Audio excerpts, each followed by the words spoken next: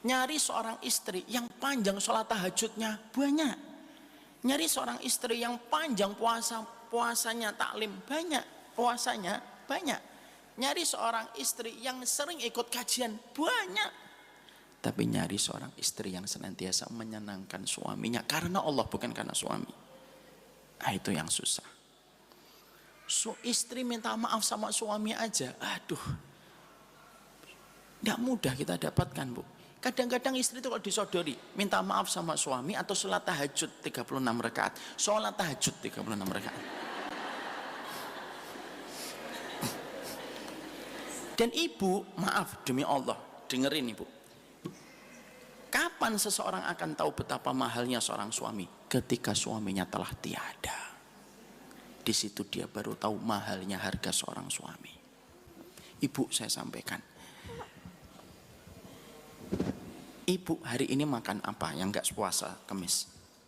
Ibu makan bubur ayam, maka yang akan ditanya buburnya itu hartanya dari mana? Itu bukan ibu dulu, suaminya ibu. Kamu ngasih ya istrimu Farida bubur, iya, hartanya dari mana? Halal atau tidak halal? Itu yang ditanya suami dulu. Ibu sholat subuh 6:30, kebangetan kan itu. Suaminya udah seneng, wah Masya Allah istri saya sholat duha gitu. Malah pakai kunut, subuh ternyata.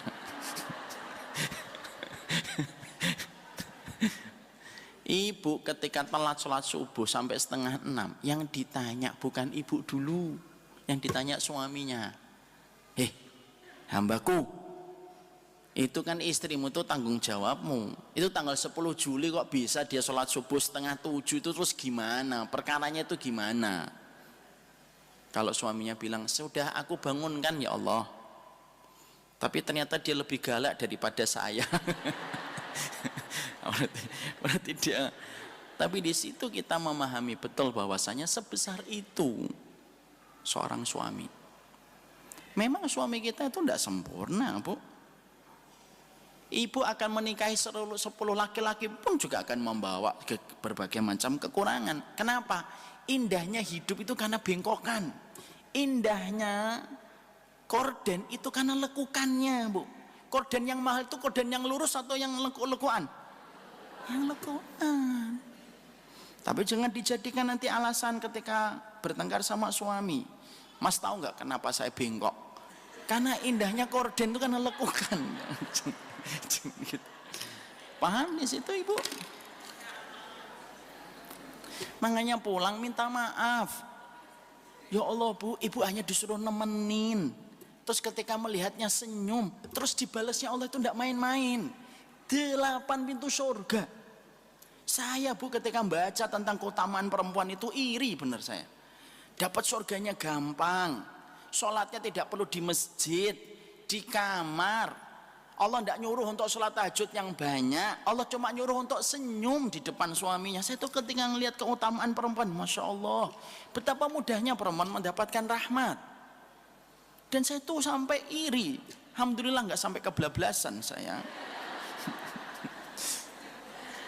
Tapi di situ itu penting sekali bahwasanya betul kata Syekh Utsaimin. Apa kata Syekh Utsaimin? Yang menjadikan perempuan itu gagal menjadi mayoritas penghuni surga bukan Allah yang jahat. Dia yang mempertuhankan perasaannya. Ya. Karena ternyata Nabi mengatakan apa?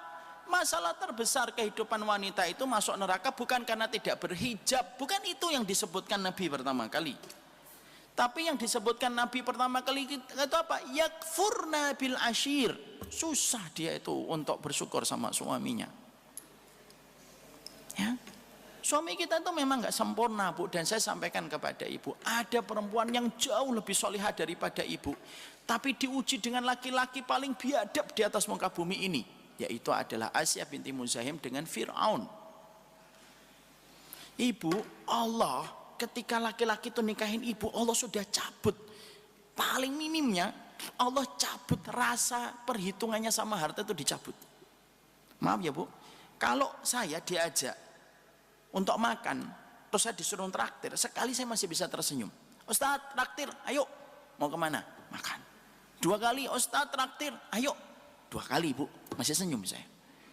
3 kali Bu, paginya saya traktir, siang saya traktir, malamnya saya traktir lagi.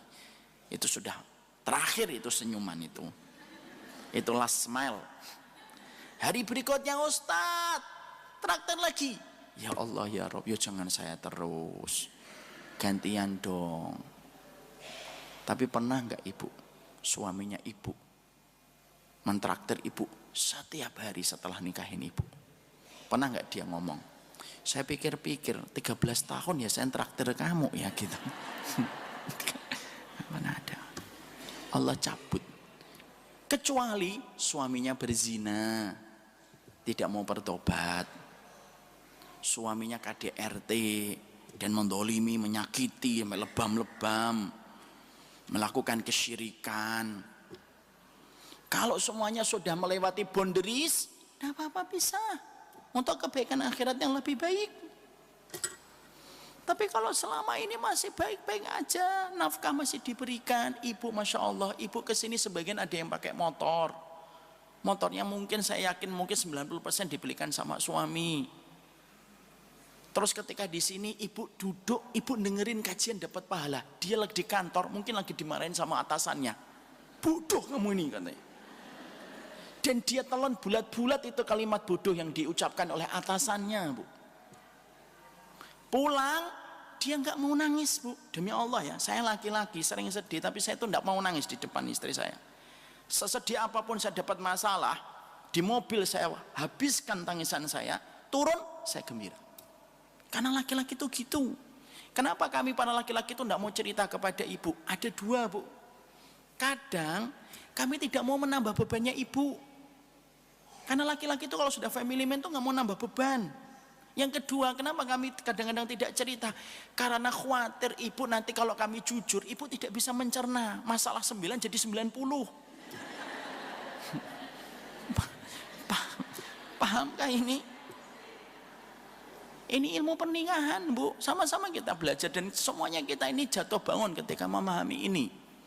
Kalau ibu menjadi orang yang terhebat di dalam pernikahan, itu karena Allah. Jangan melakukan itu karena manusia. Kalau ibu melakukan kebaikan, karena suami, ibu pasti kecewa. Itu kata Imam Malik, makana lillahi fahuwa yabqa, makana li ghairillahi fahuwa lam yabqa. Apapun yang dilakukan karena Allah itu dia awet, tidak pernah basi, tidak pernah expired. Tapi apapun yang dilakukan kepada selain Allah pasti dia akan hancur. Kita kalau lagi sebel sama pasangan kita, bismillah karena Allah. Karena kita pun kalau nikah dengan 1000 wanita pun juga sama. Semua pasti membawa kekurangan Bu. Makanya ada kata-kata yang bagus sekali yang patut untuk menjadi perenungan. Ini kalau saya salah ngucapinnya mohon maaf. If you don't accept my words, you don't deserve my best. Kalau kamu tidak siap dengan kekuranganku, kamu nggak pantas dapat kelebihanku. Ya kamu nikmati maduku, ya kamu nikmati parekku. Kamu nikmati gulaku, ya kamu nikmati pahitku. Itu sama, itu satu paket dalam kehidupan. Dan itu tidak bisa dipisahkan dalam kehidupan kita. Makanya akhirnya narasi yang dibangun di dalam Quran itu apa? Memaafkan. Saya pernah ceritakan nggak kisah Bu? Ada satu kisah terkenal, mungkin sudah saya sampaikan, saya nice reminder aja. Ada seorang wanita itu sebel dengan suaminya gara-gara suaminya itu selalu naruh anduk di atas kasur. Ya kan? Ingat kan? Tapi akhirnya wanita itu bisa berdamai dengan pikirannya itu kapan? Ketika dia tidak lagi melihat itu anduk, tapi yang dilihat apa? Sepotong permadani yang jatuh dari surga. Setiap dia melihat suaminya itu meletakkan anduk di atas kasur, dia tidak melihat itu anduk. Sepotong permadani jatuh dari surga. Dia ambil itu anduknya, dicium, dia senang, tertawa bahagia. Tertawa dia bahagia, diletakkan di tempat jemuran. Suaminya istiqomah Bu, meletakkan anduk.